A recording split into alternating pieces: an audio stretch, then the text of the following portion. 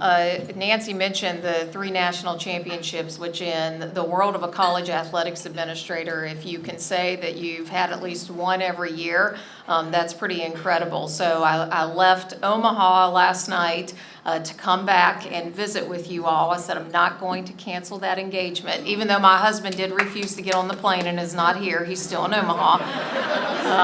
And so I'm leaving it up to the guys and hope to head back there this weekend to bring home number 4 in year 4. And so that would certainly be incredible for everyone involved. So knowing that this is my first time to obviously speak with you all, I do want to take a moment just to thank you for your support and everything you do in our world to support college athletics, specifically here at LSU. Having spent 20 plus years in the business and at a number of places prior to my time here, it's just absolutely incredible. And my husband and I knew what we were getting ourselves into to a certain degree, joining LSU because it's a premier athletics program. But we speak often about how the people have just elevated that experience in a way that has surpassed every expectation we had when we came here. And you all are a part of that, and so super appreciative of everything.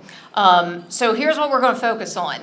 Obviously, when I had a chance to come talk, everybody who's following it closely knows the world of college sports has found itself in a place where arguably this is going to be the biggest impact in the history of college athletics. And I say that because effective here on July 1, we will for the first time begin sharing revenue directly with student athletes to the tune of $20.5 million. We're going to talk a little bit about how we got here, focus on where we're at right now, but I'm also going to talk with you about why I believe that's good for LSU, which might sound a little crazy, right? Because it's certainly a bit of a chaotic landscape, but if you spent time with myself and our leadership team, our head coaches, Scott Woodward, we would tell you and feel comfortable that this is actually something that can really help continue to propel LSU forward. So we're going to talk a little bit about that today, but first, giving you just a brief history of how we got to this point. So I mentioned earlier, 20 plus years in the business. When I started many, many years ago, a college athletics scholarship was limited to tuition, fees, room, board, and books. That was it. You couldn't give anything beyond that. And then around 2014, you started to see a real shift and pressure on resources directly for student athletes. All of that has transpired through litigation and court cases, something that obviously brings us to today. But if you remember, the first juncture was cost of attendance. And so there was a period of time back in 2015 where the courts allowed for and NCAA reacted in a way where on top of tuition, fees, room, board, and books, you could get a cost of attendance stipend. This was intended to help with travel, miscellaneous expenses, understanding that young men and women who are college athletes don't have a lot of time in order to work and gain anything above that. And what it was isolated to just was not enough for them to be comfortable. And so we moved to that in 2015. We were able to add, in some cases, a couple $1,000s or more to a student athlete scholarship. And then moving forward, you saw it shift again about 4 or 5 years later with what was the Austin versus NCAA case. And that allowed for an academic enhancement payment, where on top of cost of attendance, we could provide up to $5,980 for student athletes. And so we lived in that world for a little bit, and then came the next lawsuit, which resulted in name, image, and likeness, right? We're all very familiar of that. The intention of NIL was different from what it ultimately became. Big reason for where we are now. And now here we are, where we have moved beyond the most recent case with name, name, image, and likeness, and have found ourselves in a place where we believe that we have a settlement that allows for some stability. Again, we're not going to see that stability immediately, but I think what you'll start to see, and we'll talk through why that's the case, is this will ultimately be good, not just for LSU, but college athletics as a whole. So what does the settlement include, right? And again, this was approved here just recently in the past couple of weeks and will be effective on July 1. The first piece are damages to former student athletes. So it dates back to 2016, and you'll see $2.5 billion that essentially will be distributed out to former student athletes who have opted into the settlement in response to lost wages that they would have otherwise had for name, image, and likeness. Essentially, the argument was, had they been able to profit off of their NIL many years ago, they would see similar gains of what we've seen here over the past couple of years, and so there will be damages distributed to them. In addition to that, and what will most impact all of our student athletes moving forward, surrounds this increased benefit of revenue share, which is effective here on July 1 for $20,500,000, and that's going to be divided up, and we'll talk about how that's going to be the case, to student athletes. And in exchange of that money, we will enter into relationships directly with them for use of their NIL.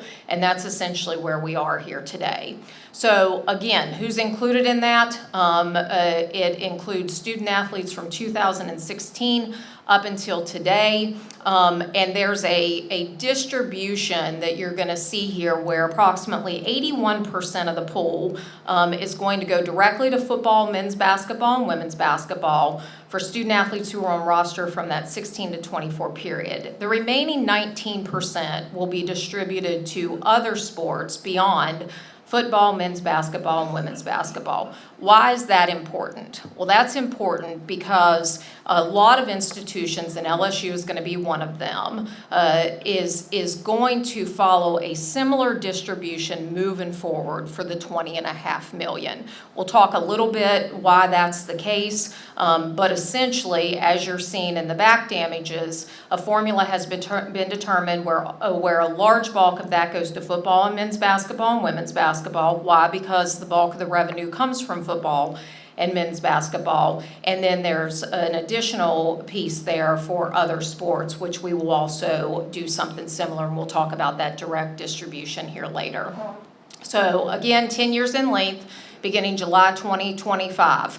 That is important because you heard me say earlier that we believe this is going to provide some stability. Well, the reason we believe that is during that 10-year period, there are some protections from liability and litigation, which we've never had before. It doesn't fully preclude litigation, but in the areas of some antitrust and things that have become problematic and created some instability for the NCAA and all the institutions involved over the past 10, 11 years, now there are some protections moving forward with that. So it's expected, right, that we'll see less lawsuits, less pressure, and have these changes every few years when it comes to resources directly for our student athletes. Again, the $20.5 million begins this year, and then it's going to increase 4% each year over the next 3 years. In 3 years, what will happen is the review process will go back, and they'll take a look again at the revenue that's coming into college athletics, and 22% of that will be determined moving forward as to how much we can distribute. That could be 22 million, 27 million, right? We don't know. And instead, it's going to depend on the 3 buckets of revenue that we'll talk a little bit about here today and how that 22% is calculated.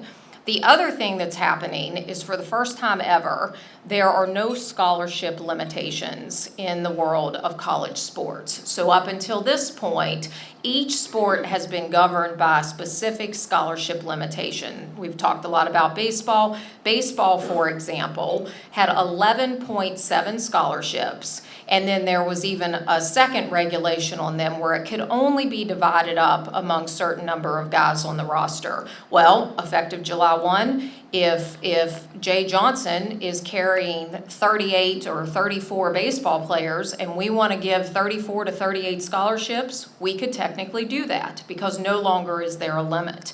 That is intended so that, one, women's sports can continue to be resourced in a way that institutions choose to do so, but there's also a roster limitation that exists. Those things are coming together to reduce the number of athletes that may exist in totality within an athletics program, but to allow those student athletes to get more direct resources in the form of scholarships. There has been some pressure on that roster piece, as you can imagine. That was a lot of what contributed to a delay in the settlement, and essentially how that worked and where ultimately the compromise was made is that right now, any student athlete who's currently on roster who was coming into the roster for the next year, 25-26, if they otherwise would have been cut as a result of that roster limitation, they're going to be grandfathered in. And so there was a period of time back in the fall where prospective student athletes were being told, hey, I may not have a roster spot for you after July 1. You can imagine the disappointment that created across the country. They are going to allow those athletes to continue on roster, and they will keep that eligibility until they exhaust their eligibility after that 4-year period. But moving forward, and after the 25-26 year, you will see a reduction in rosters as long as that doesn't change. So while there will be less student athletes, again, there's more resources and money to directly support them. The other piece surrounds NIL, and arguably one of the more important pieces of this because of the governance with it, but student athletes can still receive NIL payments for third parties. The big difference there is that it must be of fair market value. This is going to be evaluated by a third-party clearinghouse. If you're familiar with the group Deloitte, Deloitte has set up a formula and mechanism to take all of these deals in from each individual athlete that will be reviewed. It will be determined whether or not there is a valid business purpose.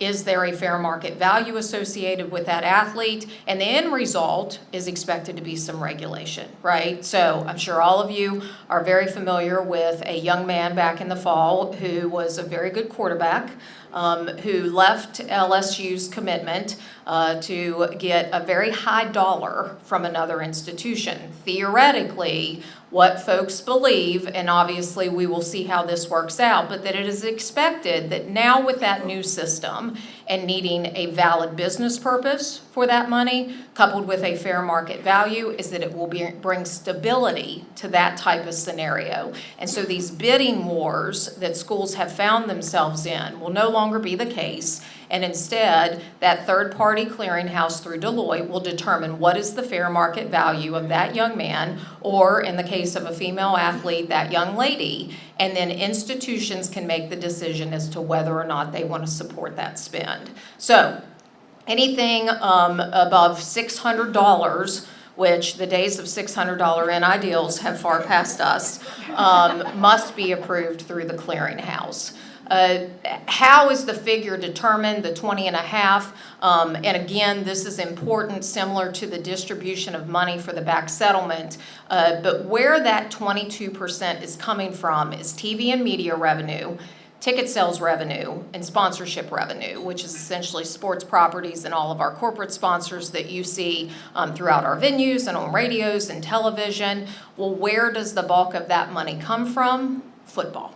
Right? And so the very large piece of that is produced through our football program. Therefore, a significant piece of what we're going to provide within that $20.5 million will go directly to football as well. Right now, our distribution is expected to be 75% football, 15% men's basketball, 5% women's basketball, and then we've taken all of our other programs within that additional 5%, and each of them are going to get something. From what we know right now, based upon what schools across the country are doing and our competitors, we believe we're one of the very few schools who are giving something to everyone.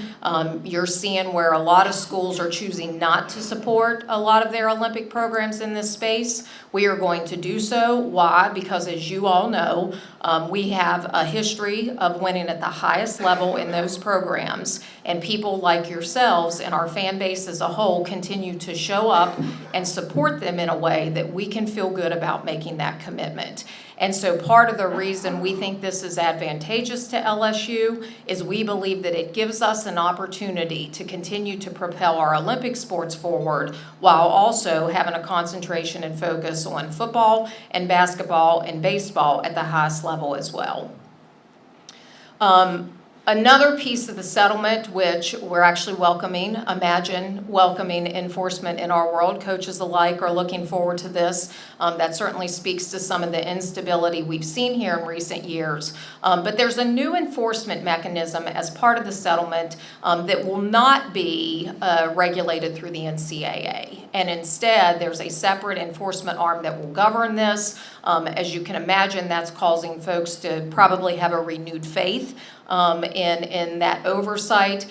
And as part of it, they have already started making it very clear to institutions, coaches, and administrators that significant penalties will exist for colleges and universities that don't adhere to the cap. So the days of figuring out how to work around it, how do we get more than 20 and a half, where do we send that money, et cetera, is expected to come to a close. Understanding that there are a likelihood of significant institutional fines, significant coaching and staff suspensions, and also the potential for a reduction in transfers. You all know how important transfers are year in and year out to a program's success. And having a situation where you could be reduced by the number of transfers you're permitted to bring in certainly sends a big warning signal to everyone involved.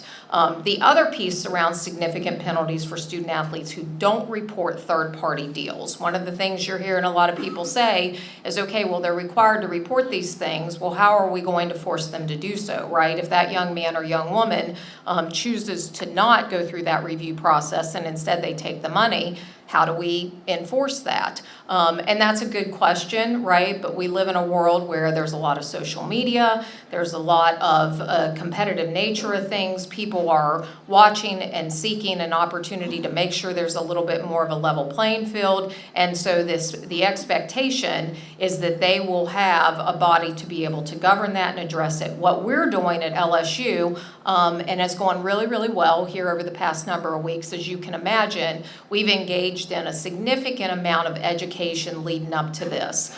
Even well before the settlement was determined, we were already communicating with our athletes, communicating with our coaches, making sure everybody understood what to expect.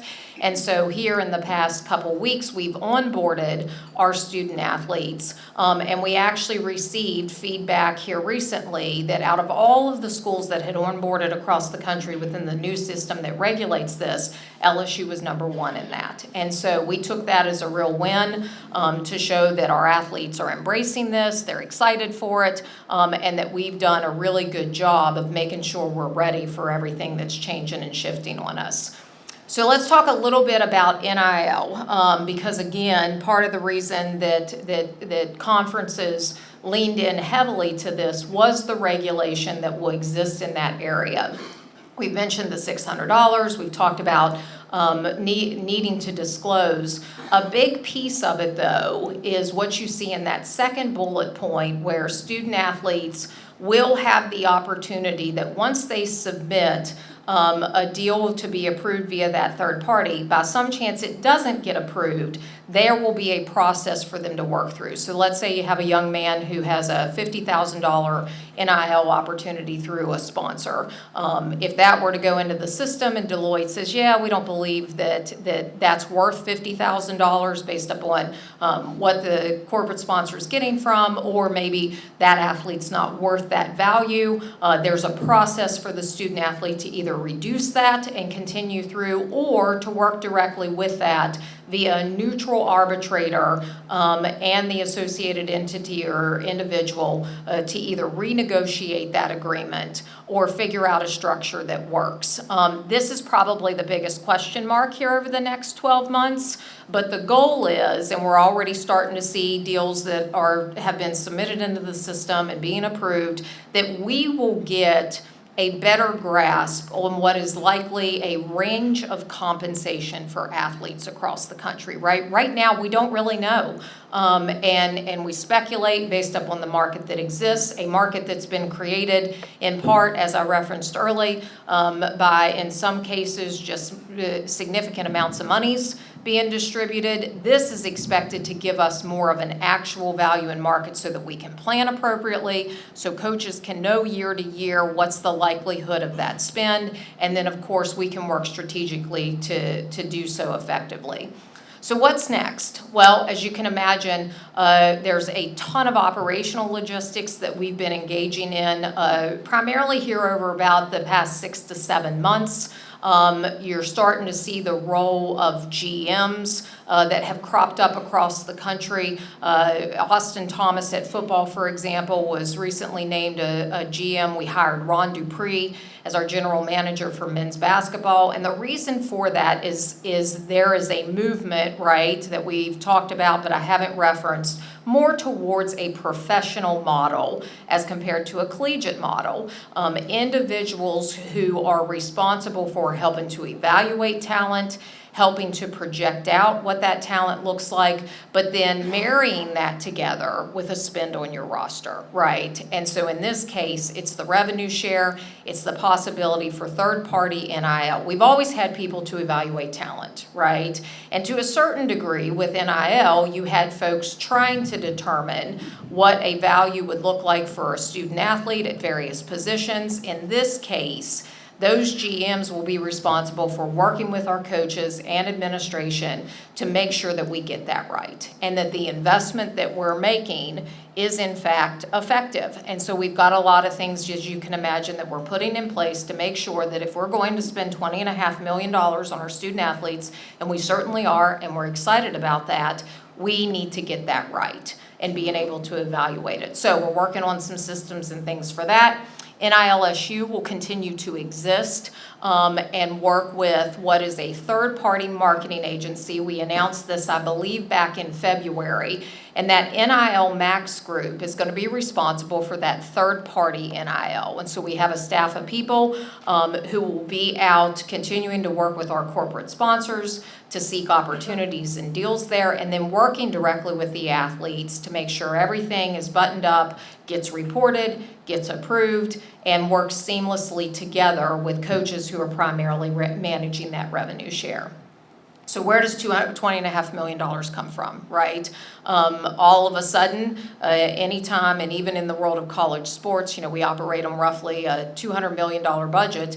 If in a matter of days, we've got $20.5 million about to hit our bottom line, that is significant. Admittedly, we've got a few little challenges here in the upcoming year, but we have known for some time that this is coming, and so we're going to continue to work aggressively to close that gap. Certainly, if football has a tremendous season, which we are expecting, and makes a big run in the college football playoff, there is a significant amount of money to be gained there.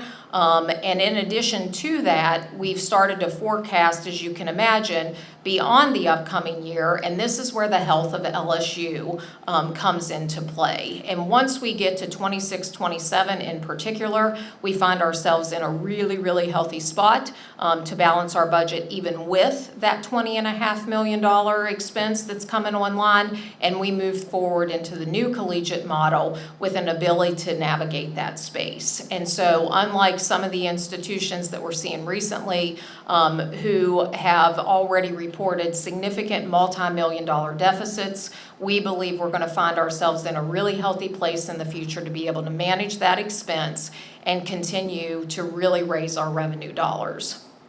Again, the distribution to the student athletes we talked about, which was that 75%, 15%, 5%, and 5% for the other sports.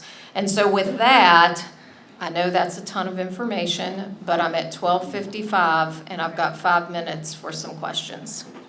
Keli, did the settlement only impact the Power 5 conferences? And if so, what happens to the other conferences that still have to compete in this new model? Yeah, that's a great question. It impacted any institution who chose to, quote, opt into it. So certainly within the Power 5, and now folks have kind of started to refer to it as the Power 4, all of those institutions, to my knowledge, have opted into the settlement. As you can imagine, if you're choosing to not provide those revenue dollars as compared to another school, it's going to be really difficult to recruit effectively. And so that certainly has been the biggest impact. For those, though, who are unable to get to that point, even within the Power 5, there's going to be some challenges there. And so you're starting to see some schools across the country. Again, I don't want to speculate that everything that the media reports is accurate. Sorry, media. Our folks don't do that, right? But there was a report yesterday, for example, that came out from the University of Kansas. And if the athletics director was quoted there accurately, he essentially was sharing that they're going to have a real challenge to get to that $20.5 million. I think you're going to see that, certainly even more pressure on it with time, and you will likely see a separation between institutions who can compete at the highest level versus those who can't. That's unfortunate, right? The hope would be that with time, and one of the great things about the world of college sports is you always seem to have those institutions who punch above their weight beyond the resources that exist. Look at the College World Series right now and some of the programs that are there. And that's been the beauty of it forever. And so that is our hope, right? That you live in a world that's competitive and young men and young women who are highly talented can take the field of play, and whether they're getting a little bit of money or a significant amount of money can continue to compete at a high level. But I think that's a question mark that we will hopefully years from now be able to look back on and better answer that question. So you mentioned a separate, not NCAA enforcement body, mechanism, system. What is that exactly, and who's paying for that? It seems like that's not going to come for free. You talked about the Deloitte.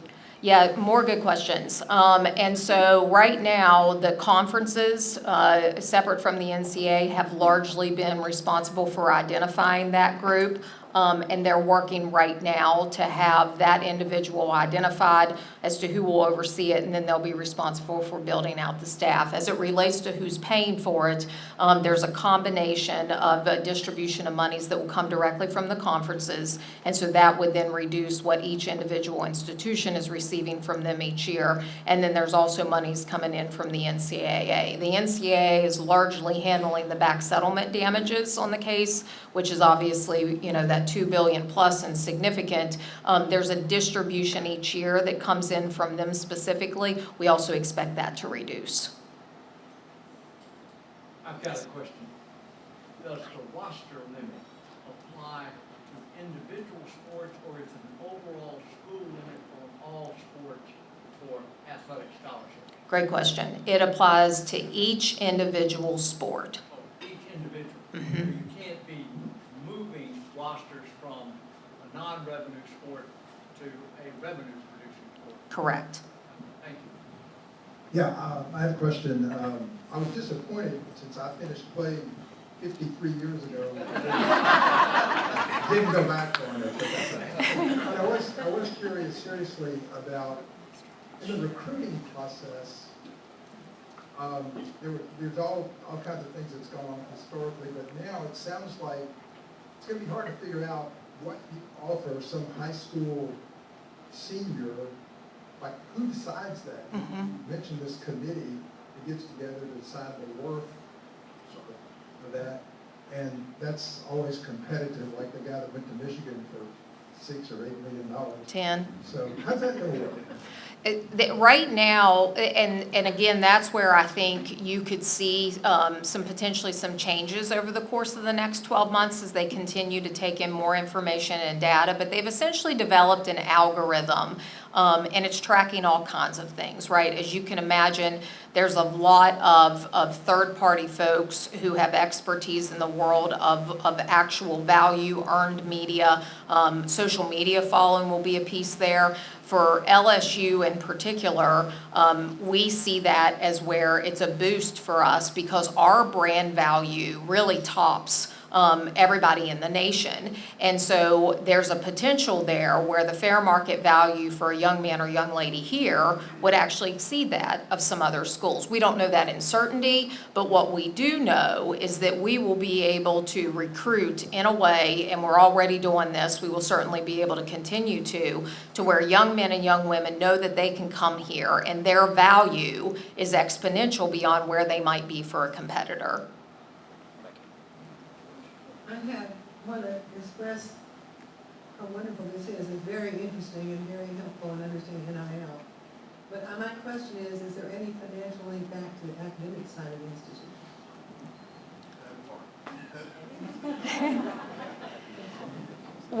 We do not currently expect an impact to that. Quite the contrary, we think that based upon the fact that, again, this is going to help us to be really competitive. I think if you looked at it specifically, you'd see a really direct correlation between the success on the academic side of LSU and the success that athletics has had. Take, for example, and certainly before my time, but if you go back and you look at the years that LSU won a national championship in the sport of football, those years directly correlate with retention and enrollment going up in those areas. And so our hope would be that while the athletics department is going to be responsible for a pretty significant spend in that area, that not only will we not impact the institution negatively in the academic side, but that it instead will allow us to even elevate it further through additional success and expectations on the athletic side of the house.